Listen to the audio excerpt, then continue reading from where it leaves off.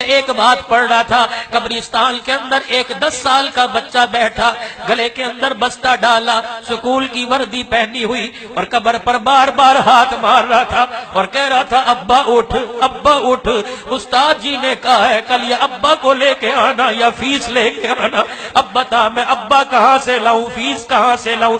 ساتھ والی قبر پر ایک بندہ بیٹھا موبائل پہ بات کر رہا تھا اور کہہ رہا تھا میں نے باپ کے قبر کے لیے پھولوں کی چادر کا آرڈر دیا تھا، ابھی تک آئی کوئی نہیں۔ وہ قبر پہ ہاتھ مار کے کہہ رہا تھا نہ ابا ہے نہ فیس ہے، ابا میرے ساتھ چل میں گھر نہیں جاؤں گا۔ یقین جانو ساتھ والی قبر پر بیٹھے والے نے سنا اور اس نے فون پر کہہ دیا پھولوں کی چادر نہیں چاہیے، پھول تو میرے پاس بیٹھا ہے۔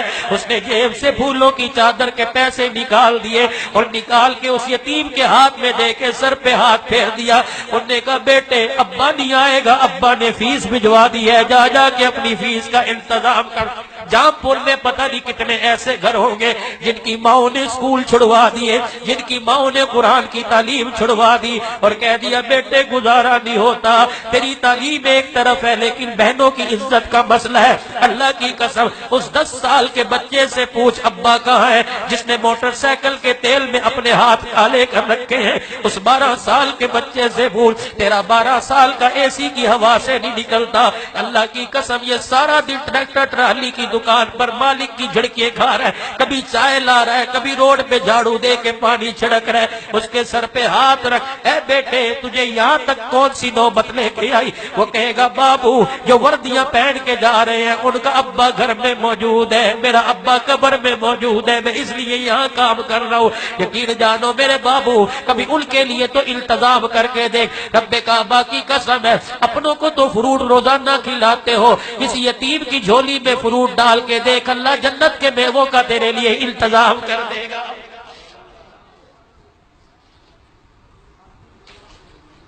ہمارے حق مزاج بن گیا، آج جتنا ہوتا ہے اللہ کے آگے رو لو۔ ہمارے یہاں مزاج بن گیا، کسی کی 10 روپے کی بھی ولی صاحب مدد کرے نا دعا کرنا ہی دعا کرنا کہ مر گئے دعا کے چکر کے اندر، بیڑا غرق کر لیا۔ انبیاء کے بعد سن لو، علماء مجمع بیٹھا علماء کا، انبیاء علیہ السلام کے بعد جن کی دعائیں قبول ہوتی ہیں وہ ماں باپ کی دعائیں۔ لیتا ہی کوئی نہیں ان سے دعائیں، ماں باپ سے دعا لینے کا وہ لوگوں کا مزاج ہی ختم ہو گیا۔ جس کے کپڑے اترے دیکھے پیچھے لگ گئے، نمبر بھی دو اور دعائیں دو، لعنت ایسی زندگی کے اوپر۔ گھر میں ترس رہے ہیں، اللہ فرما رہے ہیں تیرا بوڑھا باپ سفید بالوں والا جس کی وجہ سے میں پورے کنبے کو پال رہا ہوں، اس سے کوئی دعائیں نہیں لے رہا، مانگتا کوئی نہیں اس سے دعائیں، اسے دعاؤں کا کہتا کوئی نہیں۔ 10 روپے کی زکات دینی ہو دعا کرنا جی، عبد المجید صابری صاحب 200 روپے زکات کے آپ کے حصے میں دعا فرمانا، بچوں سے کہنا دعا، کیوں کہوں بچوں سے دعا کراؤ؟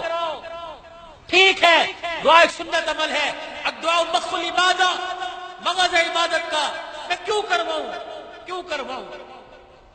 نہ امید کو امید کی کرن دکھا دے، دعا خود بخود ہو جائے گی۔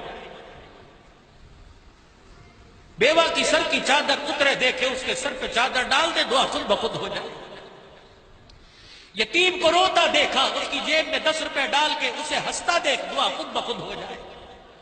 رمضان المبارک کا مہینہ آ رہا ہے، 10,000 کی کسی نے زکات دینی ہے، راشن کی تھیلیاں بنا کے اخبار میں تصویریں اور بینر لگایا جا رہا ہے، 2 دے کے افطاری کی کرا کے افطاری کا انتظام کر کے نمود و نمائش زکات تقسیم ہو رہی ہے جی۔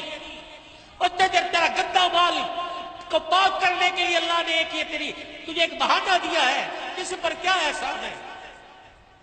اللہ مبارک لنا فی رجب و شعبان وبلغنا رمضان، کیا میرے نبی کی دعا نہیں؟ اللہ رجب اور شعبان میں برکت دے اور اس کے صدقے سے رمضان دے۔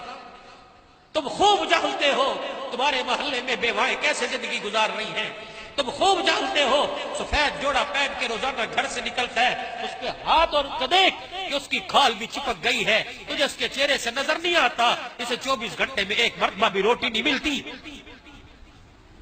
تو اس کے سفید کپڑوں میں مر گیا۔ تو لوگوں سے مسئلے پوچھتے ہیں اسے زکات دوں کہ نہیں دوں، اسے لگتی ہے کہ نہیں لگتی؟ کبھی رب نے بھی تیرے سے پوچھا کہ ساری رات زنا کر کے آیا ہے، ساری رات تُو نے بدماشی کی ہے، تجھے رزق لگتا ہے کہ نہیں لگتا؟ جس نے ساری رات سجدے میں گزاری اس نے صبح اسے بھی کھلایا، اور جس نے ساری رات شراب کے اڈے پہ گزاری اس نے اسے بھی کھلایا۔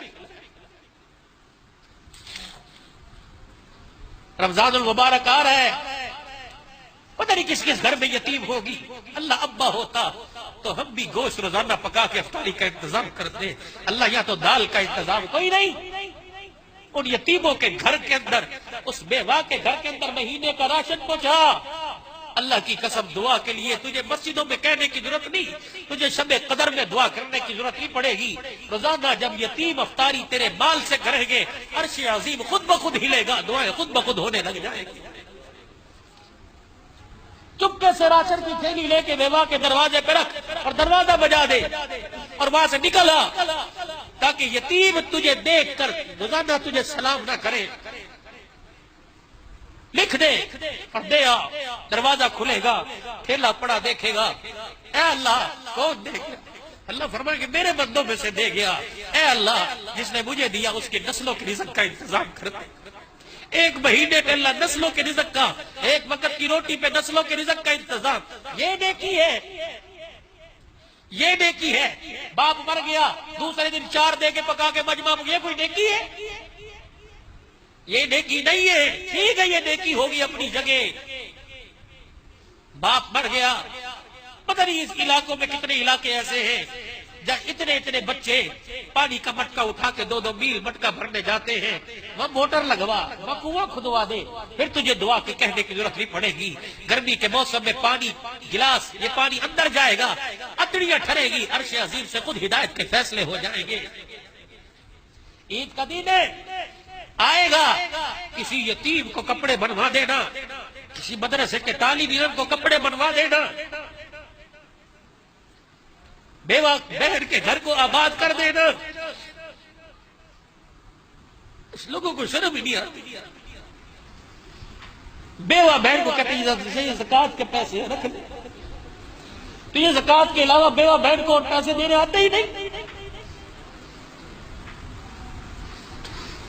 یتیم بھانجے گھر میں آئے تو نے اپنے بیٹوں کے سامنے سے فروٹ اٹھا کے چھپا لیا، یتیم نے نہیں دیکھا، اللہ نے تو تیری حرکت کو دیکھا ہے۔ کرتے ہو کہ نہیں کرتے؟ کرتے۔ تمہاری بیویاں نہیں بولتی، تم بولتے۔ جب بہن گھر میں آتی میں پھر منہ اٹھا کے آ گئی، اس کے کان میں گرک پڑ گئی کہ بھائی نے کہا، منہ اٹھا کے آ گئی، اس کے کلیجے کے دل کے ٹکڑے ٹکڑے۔ انہوں نے کہا یہ گھر باپ کا تھا، یہ گھر باپ کا تھا، آج بھائی کا منہ اٹھا کے آ گئی ہے۔ خدا